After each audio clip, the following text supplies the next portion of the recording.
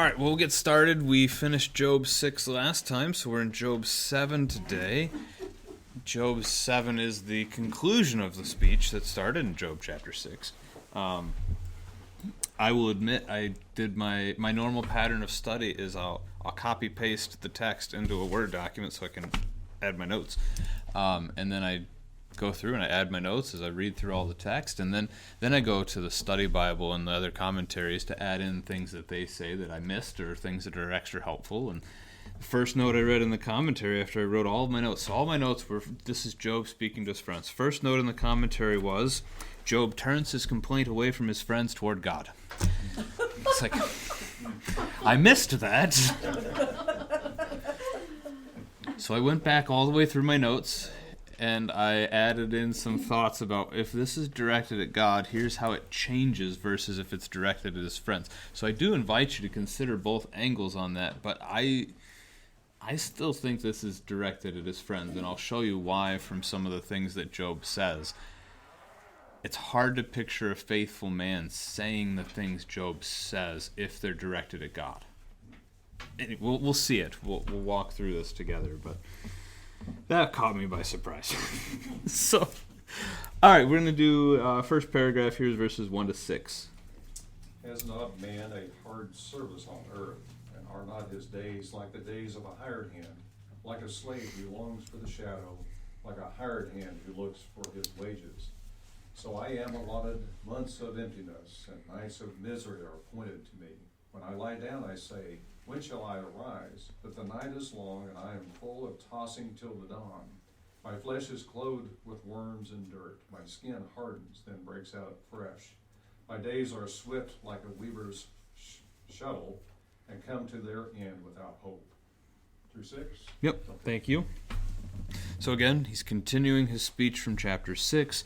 At the end of chapter 6, we did see him say he was about to speak the truth to his friends, and he invited them to pay attention to him because he was going to speak truly. So that was why I went into my study this morning thinking of this from the perspective, that angle. So the first question, verse 1, and this is one that we can agree with pretty readily. Judy experienced some of this just this morning, from the sounds of it. Has not man hard service on earth, right? This is the Genesis 3 curse of man. My wife likes to ask me whenever we read through the creation account of Genesis, she's like, what exactly do they have to do? Right? Because they were to work the garden. They were to care for the garden. Oh, I could give her a list. But God watered the plants from underground. There was no death. There were no weeds, right? The animals would not have died. All these things would have been really easy work. And so that's her question is what was work even for them? But anyway, God invited us to join him in that work. But with sin, it becomes painful, right? Sin brings in the hardship, it brings in the pain, it brings in the sunburn and stuff that we talked about in the sermon, I think just this past week. So work goes from being easy pre-fall to being difficult after. And then the second clause, same picture, right? It's again difficult labor. The hired hand is probably going to do the tasks the master doesn't really want to do. Right, I can hire that out. I don't have to do that one myself. So he's going to pay these day laborers to do the heavy tasks. But again, in the end, the picture, all men have labor hard. Verse 2 just continues that. Right, so you get the hired hand again, second clause. Hired hand's looking for his wages. When does the hired man, think of the parable Jesus tells in the New Testament, when does he receive his wage? The end of the day. At the end of the workday. So, hired hands, he's waiting. He wants the day to end so he can get paid, go home to his family. The slave, the picture of the slave at the open of the verse isn't all that much different, right? The slave longs for the shadow, so you think of the picture of hard labor. You think of laboring, toiling under the sun, and so it would sure be nice if there was a shadow to stand in while I do the rest of my work. But the picture of the shadow also means the sun is setting, thus casting the shadow, which means the day is almost over. So that same picture comes into play again.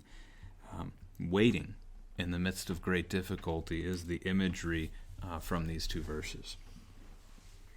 Verse 3, Job compares himself to all of this, the laboring man, the slave, the hired hand. And how long? Months. I remember when we were looking at chapter 1 and 2 together, there was no hint really in the context of the time frame.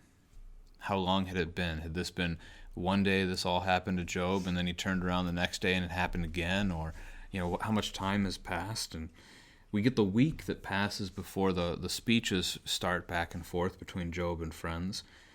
But here the suggestion of months of emptiness, it could be an exaggeration on Job's part, as we do tend to exaggerate when we're suffering. But if it's not, this could give us an indication of a time frame of how Job's suffering has played out. So it's the first of any kind of hint in that direction that we've seen so far.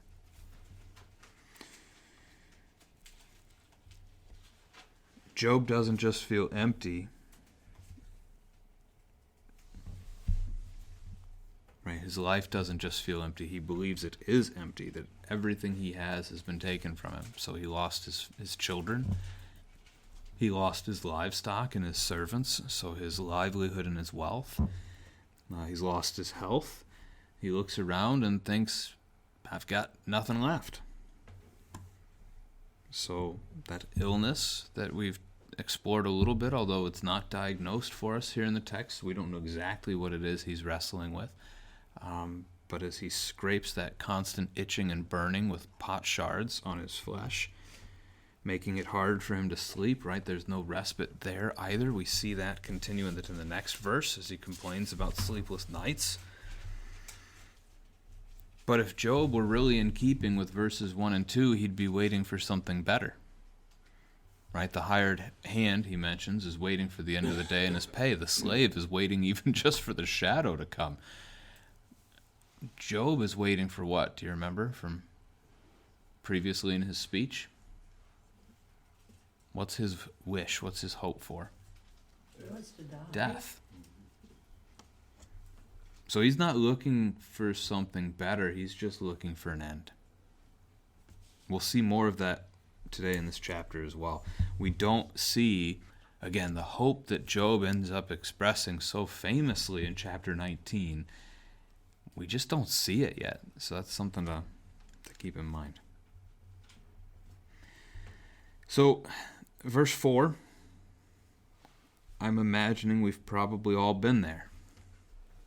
You're lying in bed, you've tried sleeping for a while, sleep still eludes you, and at some point you just start to wonder, maybe I should just get up and, I don't know, do something. Whether it's go to, get some work done, be productive, or maybe it's turn on the TV or do something enjoyable, right? But you don't quite peel yourself up off the pillow, you just stay there.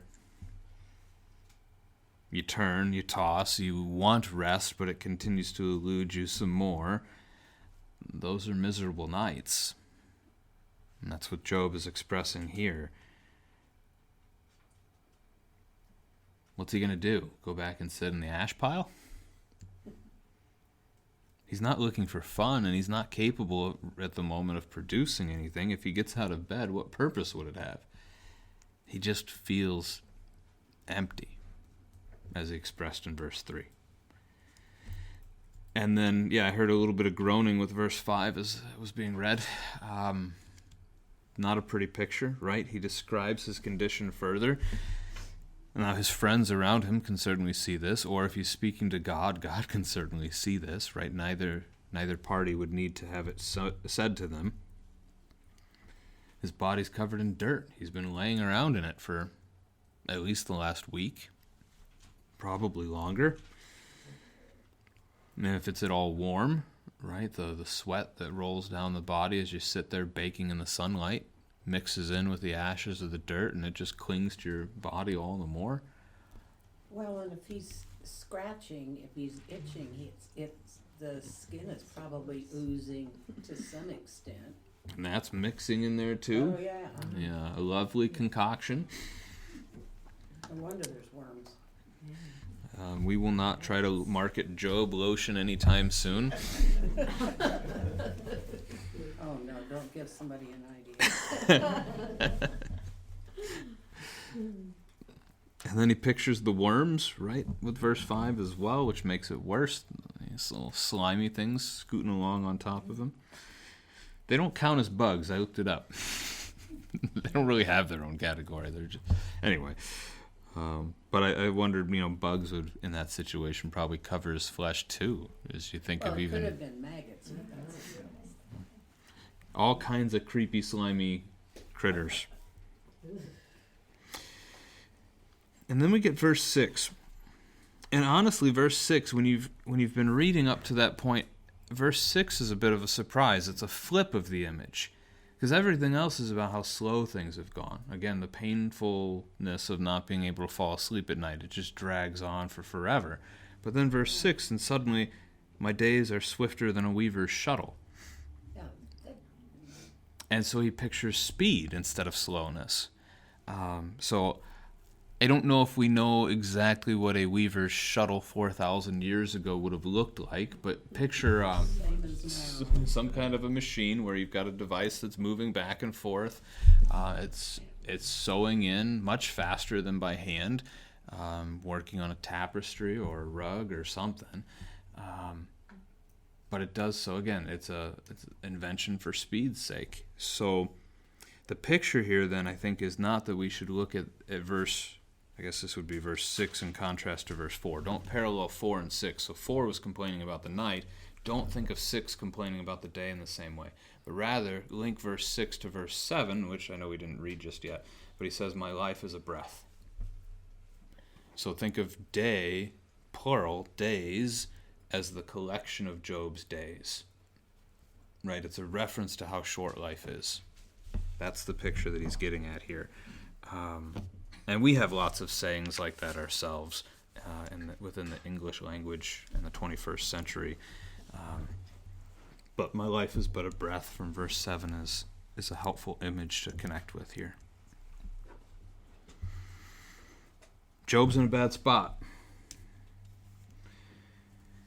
And he says that his life comes to an end without what? This is really hard to reconcile with chapter 19, but we're coming. We'll get there. We'll have to read the key verses with verse 7 here in just a moment, too, because he pushes it even further in verse 7. But he claims the end of his days is without hope. Has he forgotten his hope, only to remember it later as he keeps arguing with his buddies? Or... I don't know, his fixation has just been so much on death and his 3 chapters worth of speaking so far. Any thoughts that you have before we read on? Turn the page, see how big our next paragraph is. 7 to 10 is what we've got next. Remember that my life is a breath, my eye will never again see good. The eye of him who sees me will behold me no more. While your eyes are on me, I shall be gone. As the clouds fade and vanish, so he who goes down to Sheol does not come up. He returns no more to his house, nor does his place know him anymore. All right, thank you. So again, verse 7 is what makes it easier to see what's going on with the days. In verse 6, the collective idea. My life is short. My breath is short. Right? How quickly can you take a breath? You all just did it, unless you intentionally held your breath in that moment. Right? So that is the span of our lives as well, from the perspective of eternity. Right? We talk this way. It's but a blink of an eye in our time here. Right? If there's nothing after this, though, that's no longer true. If there's nothing next, then your lifespan is not just a breath. It's not just a blink. You have very little to compare it with, right? So if Job is saying this with the picture of nothingness to follow, he has lived for about 1/10 of human history by the time he dies. Now, I mean, it would be about 1/30 of human history by this point, but right if he's around the year 2000, by By the time of his death, he's closer to 200 years old. He's lived for about a tenth of history. Now, 4,000 years have passed since the year 2000 BC, so that spans it out a little bit. But still, 1/10 of all of everything that's a decent size. That's not a nothingness. So eternity seems a better comparison point or contrast point for what he's saying here. But I said he would get worse. So 7b, right? My eyes will never see good again. He's wrong, very wrong in saying that, but it's the depth of his despair. He thinks he's done. And then after he reached bottom, or at least he thought he reached bottom, his friends showed up. They cared for him for a week. Now, in fairness, that was something good, right? People who loved him, people who came to him. We don't know. We don't see his wife mentioned ever again in the text. Maybe she's helped care for him too in the midst of this. Maybe she's sat in the ashes with him some. We just don't know. She's never brought up. We also know restoration's coming. Job chapter 42, Job is restored. He's given more children as a gift from the Lord. He's given more livestock and more servants as gifts from the Lord. He's provided for. So he certainly sees that. But again, my eyes will never see good again. Right? That doesn't reconcile with a resurrection. Because that's part of the again. And remember the words Job very specifically says in Job 19. Go ahead and turn there. Job 19, verses 25 through, well, I think just 27 should be sufficient. We've been holding off. We haven't done this yet, but with how dark he got right there, we just have to. If somebody wants to read them, 25 to 27, Job 19. For I know that my Redeemer lives, and at the last he will stand upon the earth. And after my skin has been thus destroyed, yet in my flesh I shall see God, for whom I shall see for myself, and my eyes shall behold, and not another. My eyes, right? Job acknowledges that his eyes will again see something good. So we had to go there, right? Hold on to those verses. They're coming. But man, he's in a rough spot right now. And we're not seeing the hope. He's going to express it later, but he is really dark in this section again. So Kind of speaks, I guess, the toughness, the situation that Job was in, knowing he was a faithful man before this, and how we can not lose the faith, but how quickly our perspective on our lives can change when the negatives in the world come upon us. So, bit of not a warning, but just a perspective that even as we Christians, we have to be careful how we approach difficulties in life. Yep. Where do we put our hope? Where do we put our trust? And so if we lose everything in the world, are we still okay? Yeah.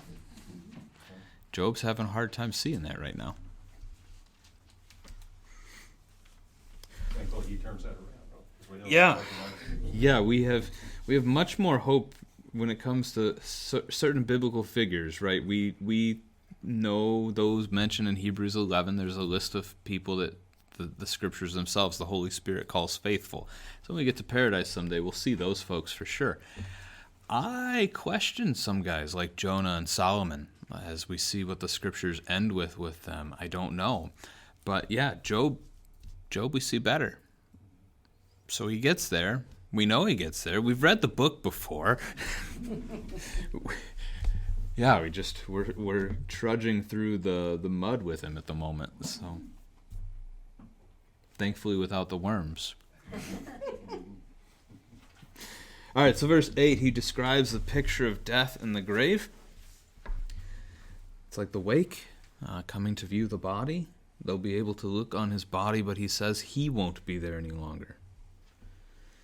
The image makes sense, but it's slightly off. I'm not sure if it was Job's intention or not, but this could be read as distinguishing between body and soul.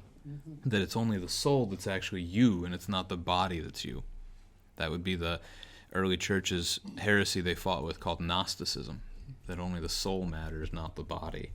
So if that's his intent, he's mistaken, but I don't know if that's his intent or not. Again, he's just in this dark spot, and he's saying things that hopefully later Job would not agree with as he clears up. So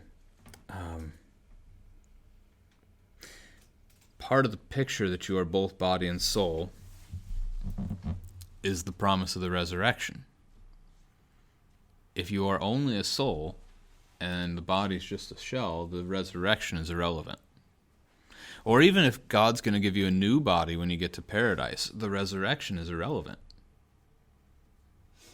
The resurrection says your body is going to be raised. That's what makes it a resurrection, right? Jesus' body was raised from the dead, from the tomb. He stood up again. That's the promise that we look forward to. That's the hope that we have. Body and soul are separated in death, but put back together again on the last day. There are a few Bible verses that share that with us. I was trying to look some of these up because I've always feel like every now and again I read one and I'm just like, I need to make a mental note of where that is, and I never do remember. So James 2 is a good example. Verse 26, as the body without the spirit is dead, so faith without works is dead also. So James says, just as the body and the spirit go together, so faith and works go together. But in saying that, right, he's giving us that idea that when the spirit leaves the body, that's what we consider death. Genesis 35 says that pretty clearly with Rachel. I didn't write these verses out, but as she's giving birth, we learn as she's dying, her spirit was leaving her, is kind of the phrasing that Moses used there. So there's other passages too, but those were a couple of the quick ones.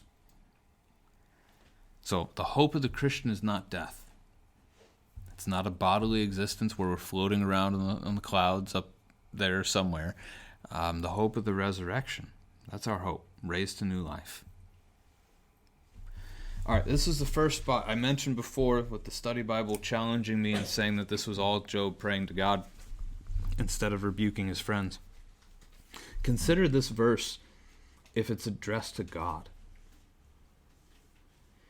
The eye of him who sees me will behold me no more. So that would be a reference still to, again, like the picture of going to a funeral. While your eyes are on me, that part makes sense, right? That God could still see Job even after death. Makes sense. But the last part kind of loses sensibility in my understanding. Maybe you see it better than me. So, I shall be gone. So the world can see me, just my body. You can still see my soul, but I'm gone. What's that even mean? I just don't understand that line. If it's his friends that he's speaking to, so again, the funeral's happening, they can see me, they think they can see me, but I'm not in the body anymore. That's kind of the way we were leaning at before. So it's just, the last line strikes me as odd if this is a prayer to God. That he would tell God he doesn't exist. Not God, but Job. Job saying to God, I don't exist. Verse 9 is accurate in the short term, but not in the long term, right? What's Sheol? Yeah. It is used as hell sometimes. It's not the only definition or usage of Sheol. Grave, death, those kinds of things. So like America might use the phrase 6 feet under. You can read that as Sheol, right? He's going to be buried, and he's not going to come up again. Short term, that's accurate. Long term, it's not. So he uses the picture of the cloud. We never actually see the same cloud twice. Clouds do their thing, then they disappear, and new clouds form, and we might see new clouds, but we don't see that same cloud circle the earth and come back to us. It's not how clouds work. Job seems to understand that. So Job says, if I die today, I'll be put in the earth and you won't see me rise again. But we know it's incorrect long term because on the last day all the tombs will be opened and everybody will rise again. So if Job's friends are in paradise too, which we hope they are, and there's repentance at the end of this book and forgiveness for them, hopefully he sees his children there too, right? So verse 10 is probably long-term accurate as well, right? Our homes won't go with us to paradise. They'll burn up as the earth is burned up. And your place, take place here is referring to your vocations, your spot in life. What are you responsible for?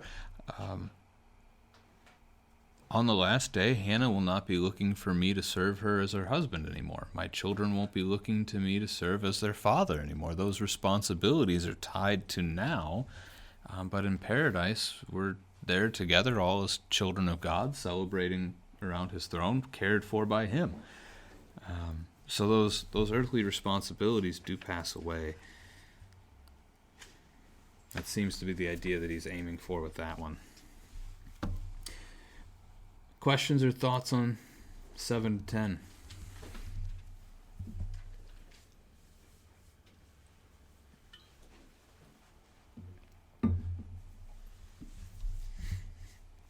All right, we have... Oh, it's the rest of the chapter. Let's cut that then. Let's do 11 to 16.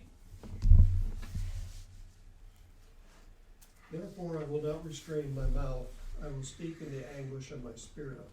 I will complain in the bitterness of my soul. Am I the sea or a sea monster, that you set a guard over me? When I say, my bed will comfort me, my couch will ease my complaint, then you scare me with dreams and terrify me with visions, so that I would choose strangling and death rather than my bones. I loathe my life, I would not live forever.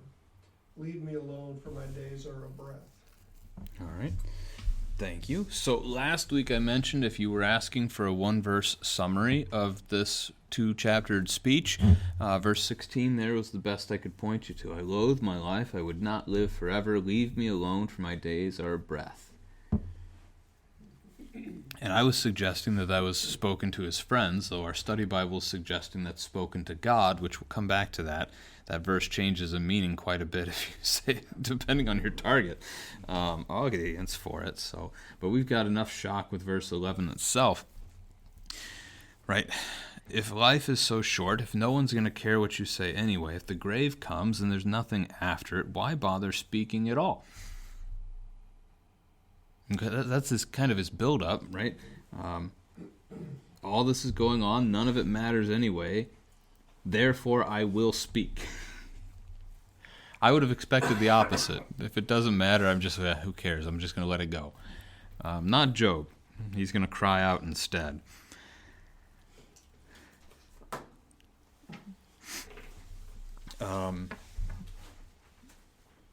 If verse 11 is addressed to the Lord, so if it's not, if it's addressed to his friends, it serves the purpose of keeping the speeches going. Job has spoken, now they're going to respond to him again. But if it's addressed to the Lord, Job is saying he has the right to complain against God because what's it matter, he's going to die anyway. And that just doesn't make a lot of sense to me. Again, we are invited by God to pray. I cautioned last week against getting angry with God, and I would caution you this week against complaining against God. It's not to say we can't take our needs to the Lord. It's not to say that we can't, maybe even the word vent to the Lord, right? I'm suffering, hear my grief, hear my sorrow, hear my pain. Yeah, because David did. Mm-hmm. You see it in the Psalms, right? Yeah.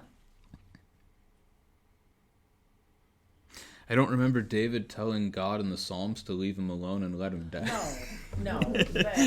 This gets weird. But yeah, I mean, we see David, we see him lament, we see him cry out, we see him groan, we see him express his concerns. So we could learn from the psalmist how to pray. Certainly. But we talked last week about taking our thoughts to the Lord, taking our needs to the Lord, and doing so because he's your father, you're his child. You know he loves you. You know he cares for you. So I think verse 11 fits speaking to his friends better than it does to the Lord. Verse 12, am I the sea or a sea monster? The Greek Septuagint text, the word for sea monster is drakon, which in English gives us our word dragon.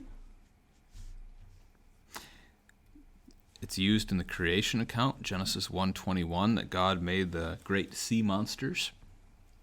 So you can see that phrase in ESV. We're going to see a great one later in the book still. That's going to be a while. Does the sea have a boundary?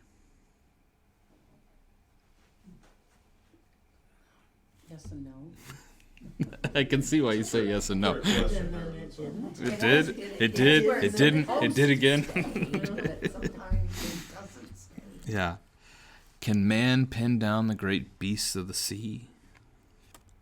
Man tries, right? Man tries to control these things. When it comes to the beast, right, we try to fight against them. How many giant sea monster movies have been made in history? There's been a lot of those. Even today, we hear all the talk about climate change and sea levels and preventing the polar ice caps from melting, which would change the sea levels. Right? Man tries to control these things. So Job's making an accusation. So again, if it's against his friends that they are trying to, they have put a boundary around him, they're seeking this kind of control against him. The word guard is fairly flexible. It's an accurate translation to use guard. When we think of guard, it sounds like a person, right? It's a person guarding. The word could also be translated as a place, though. Like you could use the word prison, jail, confinement. Those kinds of words could be accurate here as well. So you could see either the person doing the guarding or the locked down position, either way.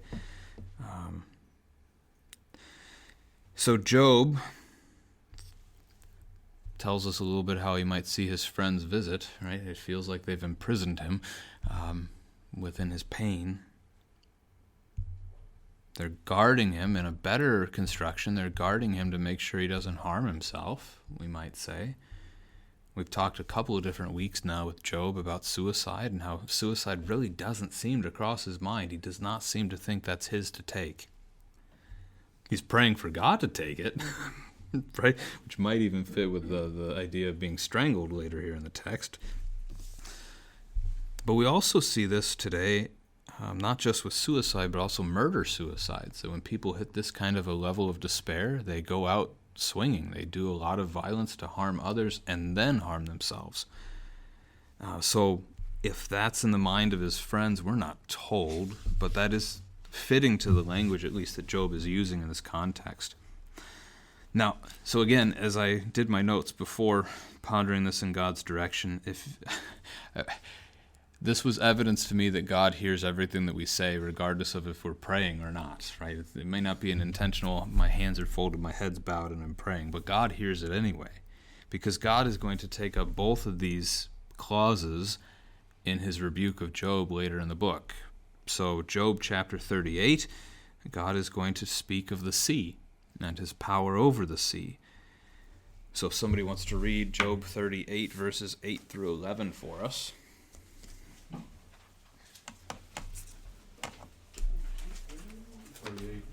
38, 8 to 11. For who should shut in the sea with doors when it burst out from the womb? When I made clouds its garment, and thick darkness its swaddling band, and prescribed limits for it, and set bars and doors, and said, thus far shall you come, and no farther, and here shall your proud ways be stayed. Through 11, is that right? Yeah, thank you. So we can see, right, the Lord has spoken to the sea and told it its boundary. You cannot cross this place. And then we're also wanting to look at 41. I mean, all of chapter 41 works, but we're just going to do verses 1 through 8 for now. And you draw out Leviathan with a fishhook, and press down his tongue with a cord, and you put a rope in his nose, nose, or pierce his jaw with a hook? Will he make many pleas to you? Will he speak to you soft words? Will he make a covenant with you to take him for your servant forever? Will you play with him as with a bird, or will you put him on a leash for your girls? Will traders bargain over him? Will they divide him up among the merchants? Can you fill his skin with harpoons or his head with fishing spears? Lay your hands on him. Remember the battle. You will not do it again. Behold, the hope of a man is false. He is laid low, even in the sight of him. No one is so fierce that he dares to stir him up. Who then is he who can stand before me? All right, we'll pause there. Thank you. The image of putting a leash on a dragon and giving it to my daughters is that one sticks. That one sticks. So God rebukes Job on both the sea and the sea monster account as he goes after him in the latter chapters of this book. So I thought that was interesting. So if the study Bible were right, and this is a prayer to the Lord, that rebuke again just becomes all the more direct, right? Job prayed this, God responded. So we certainly can see that. In which case, again, prayer to God. God has put the boundary on the sea. God has put the boundary on the Leviathan. It must do what he says. It cannot do any other. And so, God, why have you put such a boundary on me? What am I? Which we will see him speak that way later in the chapter. What is man? Right? Why do I matter?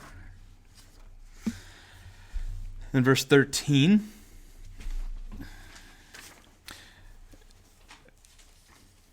Job may be contradicting himself a bit from earlier in his speech, right? Verse 4, he was complaining about how he lies in bed and can't find sleep. Now he's talking about how comfortable his pillows are.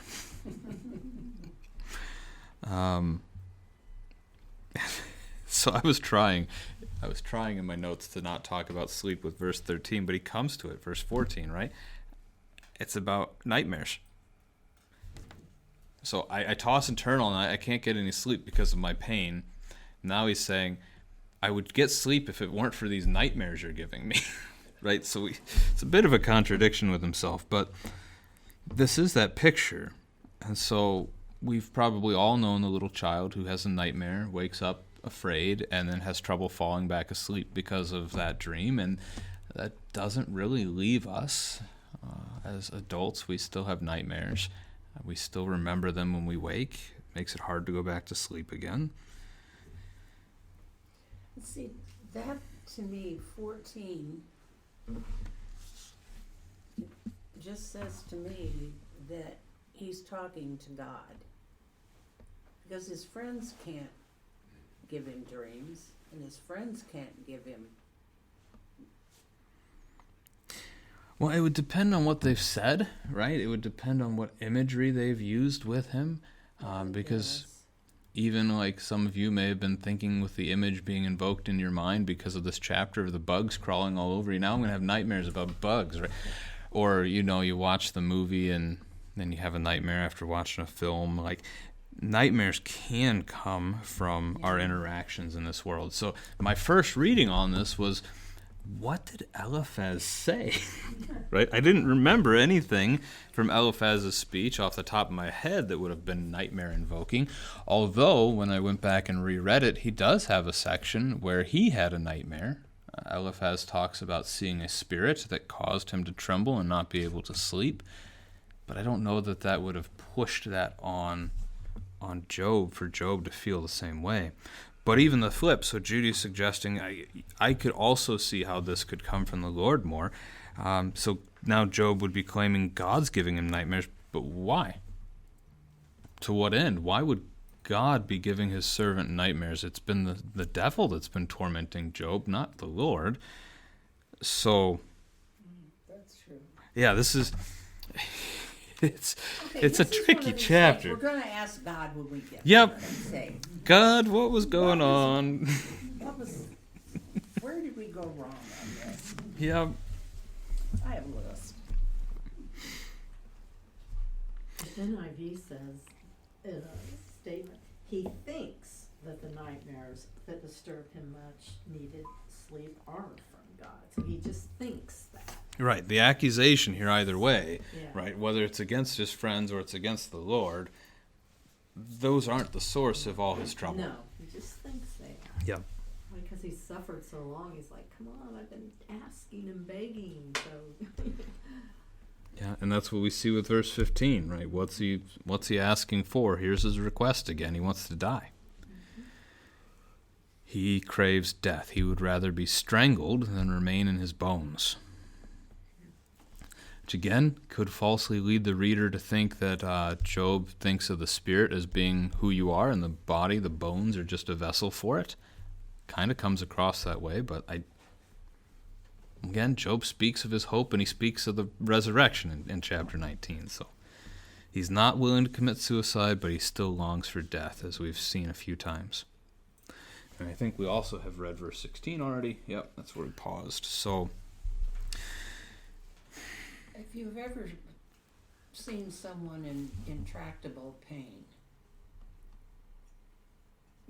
they wish to die. I've spoken to several. But they're not going to commit suicide.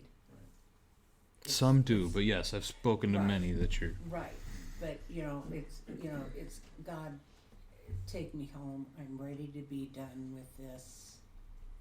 Yeah. But now we do have in the United States, was it this group that I shared with, that there's now 11 states in the U.S. where you can have a physician-assisted suicide? 11? I think There's another state that just is. Illinois just added to the list December 15th. Yeah, December 15th they signed that bill into law. Canada has. Canada, yeah, I think it's all over Canada, but it's been coming here. It's been creeping up slowly. So Missouri's not on the list. It's 11 unless you don't count D.C. as a state, in which case it's 10 states plus D.C. I don't remember all the list, and I don't remember who I shared that with a week or two ago, but yeah. So that would be certainly a concern, because death is not ours to claim.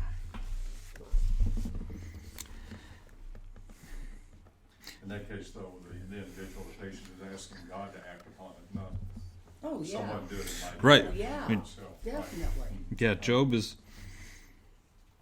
is not asking even his friends here to, okay, just shove a pillow over my face and get this over with. Right? He recognizes God as the one who is author of life and death. And that is a right recognition. So verse 16 is this good. I loathe my life. 21st century America probably won't use the word loathe. Just replace it with hate, though. I hate my life. How many times is that phrase uttered? It's a matter to repent of. Life is a gift from God. We should not hate the gifts that the Lord gives. And then the next clause, I would not live forever. There's both truth and falsehood to that one too, right? I would not, and in Job's phrasing, I would not. We could even probably in English use the word wish, right? I do not wish to live forever is kind of the way Job is speaking with that phrase. And that does connect to what the scriptures teach, right? God does not want you to live in this state forever. He wants you to live forever, but not like this. This is what he says in Genesis 3 after Adam and Eve have sinned. Verse 22, Yahweh God said, Behold, the man has become like one of us in knowing good and evil. Now, lest he reach out his hand and take also from the tree of life and eat and live forever. Therefore Yahweh God sent him out from the Garden of Eden to work the ground from which he was taken. He drove out the man, and at the east of the Garden of Eden he placed the cherubim and the flaming sword that turned every way to guard the way to the tree of life. He didn't want Adam and Eve to live in sin forever. And so he sent Jesus to take sin away. That's the whole process, right? So that you can live forever without sin, without death, without suffering. So just as we see that, the tree of life is also returned to us, or maybe better said, we're returned to the tree of life. Revelation 22, it comes back again, right at the end of Scripture. It's in Revelation 2 once. 3 or 4 times the tree of life is mentioned in chapter 22, though, the final chapter of Scripture.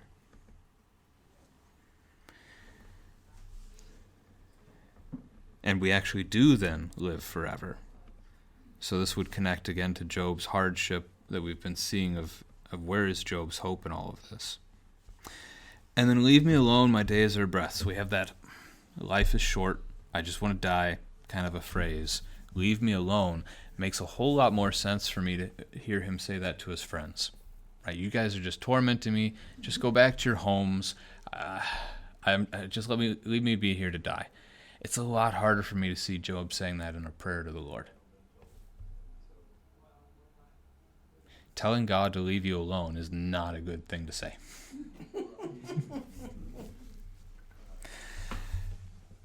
So that's maybe my heaviest reason for leaning towards this not being a prayer, but being an attack against his buddies. Because where are we if God leaves us alone? Yeah, toast, hell. It's not good. Separate from Him. Yeah, because eventually, this is Romans 1 territory, eventually he does give the sinner the desires of their heart. If that's what you want strongly enough, eventually the Lord lets you have it. That would not be good. We know that would not be good. All right, let's finish the chapter, 17 to 21.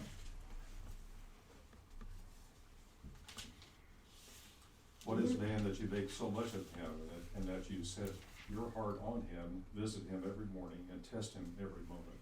How long will you not look away from me, and leave me alone till I swallow my spit? If I sin, what do I do to you, you watcher of mankind? Why have you made me your mark? Why have I become a burden to you? Why do you not pardon my transgression and take away my iniquity? For now I shall lie in the earth. You shall seek me, but I shall not be. All right, thank you.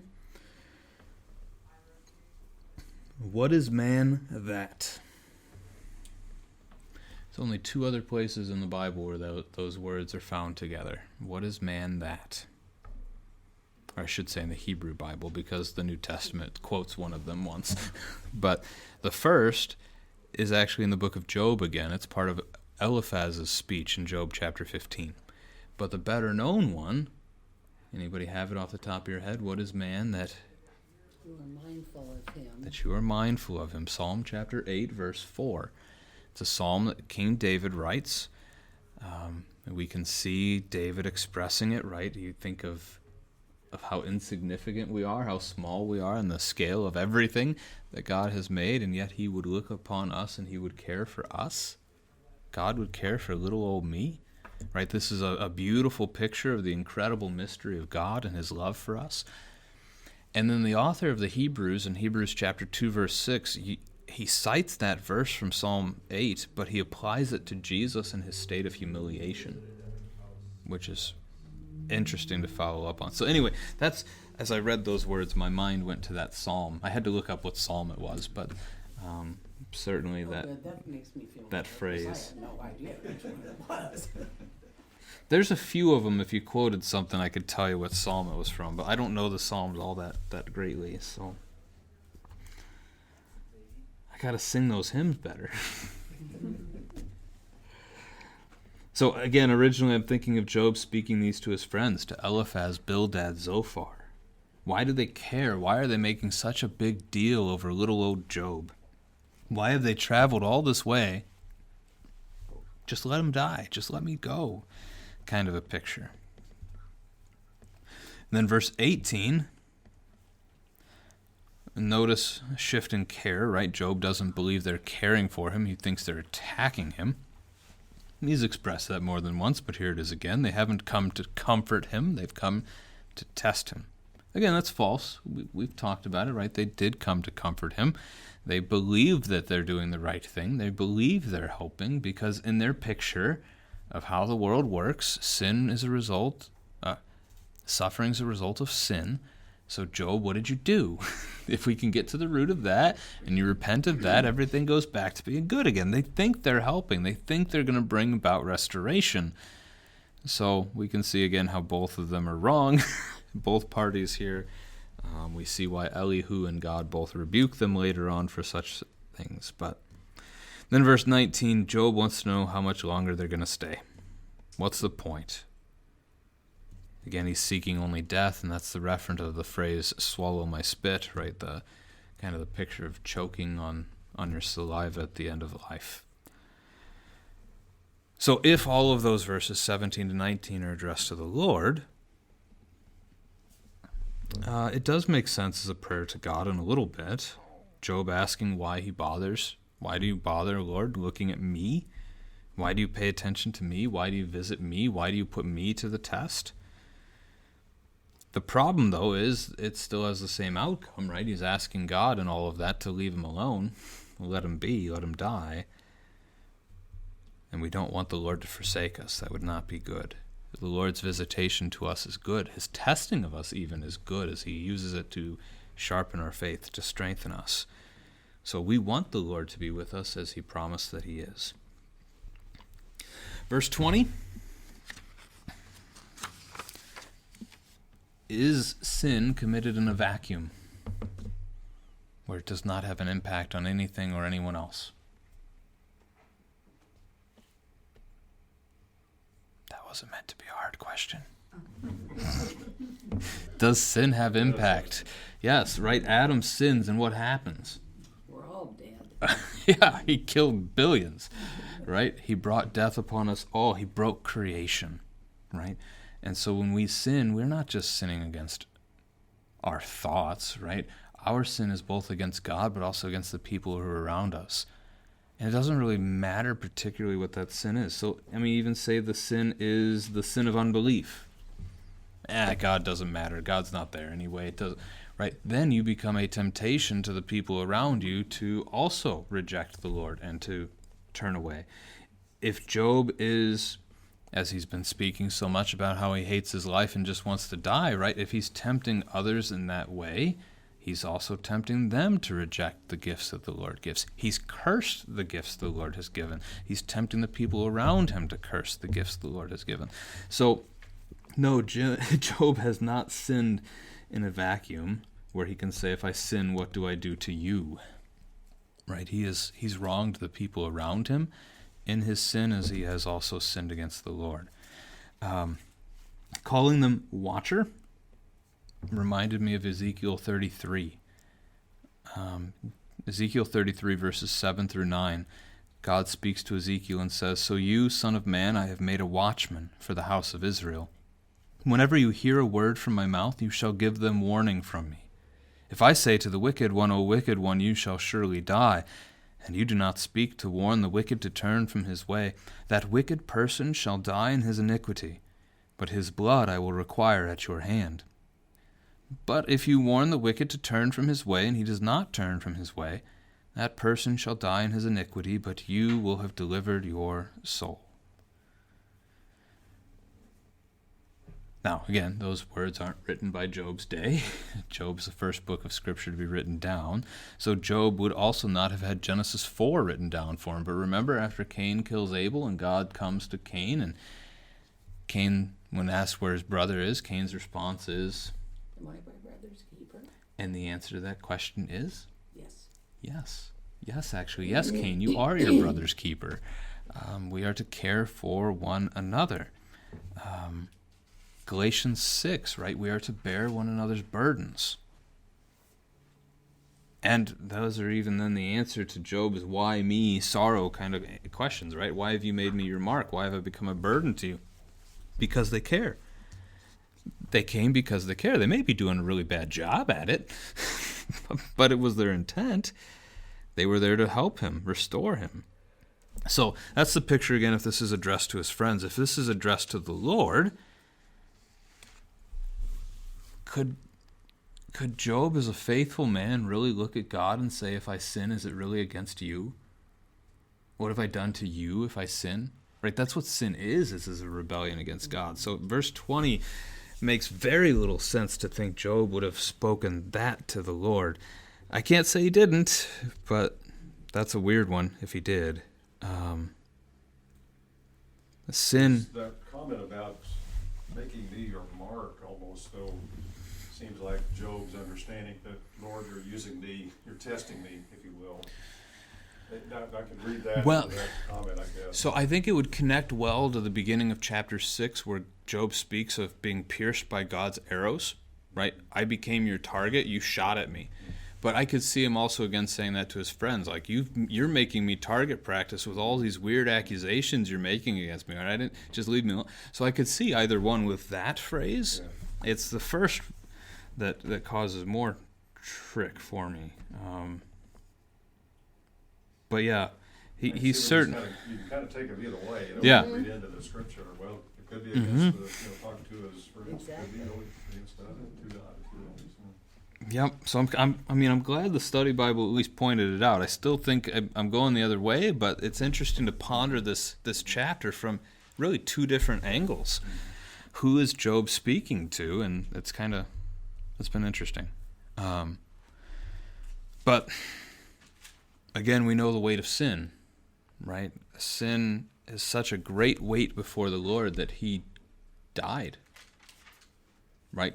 God thinks sin matters that much that he sent his son Jesus Christ to die. God died to take away our sins. That shows both the love of God and the gravity of sin in a very profound way. A study Bible here did write, ordinarily the word watcher refers to God, who watches over human beings, protecting and providing for them. Job, however, describes God watching humankind as an enemy army, watches a besieged city waiting to attack the weak spot. So that's how they take the turn from 20A into 20B, right? You watcher of mankind. You've been watching me, you've been spying me out, so you know where to hit. I mean, Satan does that. Absolutely, the devil does that, right? The devil and his demons do watch what we do. They can't read our minds, so they're watching, or they're observing what temptations did we lay before this person this day, and hey, that worked, let's try it again tomorrow. Right? They can do that. The demons really do exist, but this is Job's accusation either against his friends or against the Lord. He also doesn't recognize the full context of where all this is really coming from. Just as the friends don't, he doesn't either. And then verse 21. Verse 21 is the first half of it makes sense to pair that with the Lord, right? I mean, prayer for forgiveness. Lord, if I've wronged you, why not just take it away? Which we know, again, Jesus has done. The last line would be hard to put to the Lord, though. Would Job have prayed that God would seek him out, but God couldn't even find him anymore because Job no longer exists? Just it doesn't add up, right? So if it's the other way, if this is Job speaking to his friends, asking his friends, if I've sinned against you, forgive me, that's an interesting thing for Job to say because, again, the scriptures aren't written yet. The Old Testament language of forgiveness does come up, but they're not written yet. But it's the New Testament picture of forgiveness he'd be asking for here. I cannot really recall Old Testament people asking each other for forgiveness. But Jesus in John 20, Matthew 16 and Matthew 18, Jesus commands his disciples to do this. Forgive each other. And in that case, Matthew 6 too, with the Lord's Prayer. Forgive one another. So Job's got some New Testament faith in this, if that's what we're seeing here too. So those are, again, some things to ponder. The beauty of the forgiveness of sins, Job asking for forgiveness. The second half of verse 21 makes more sense with his friends, right? He's going to go down into the grave. They might look for him again, but he's not there to be found. So next week, Bildad speaks. We haven't heard from Bildad yet. So how long does Bildad's speech go? Oh, we only get one chapter of Bildad. So then Job responds to him. Then we go to Zophar, back to Job. Oh, Bildad only gives us a one chapter speech. Job's response to him is 2, though. We had 2 and 2 here with Eliphaz to Job. Anyway. All right. Peace of the Lord be with you. And with you, Thank you. keeping Sarah in our prayers. We appreciate it.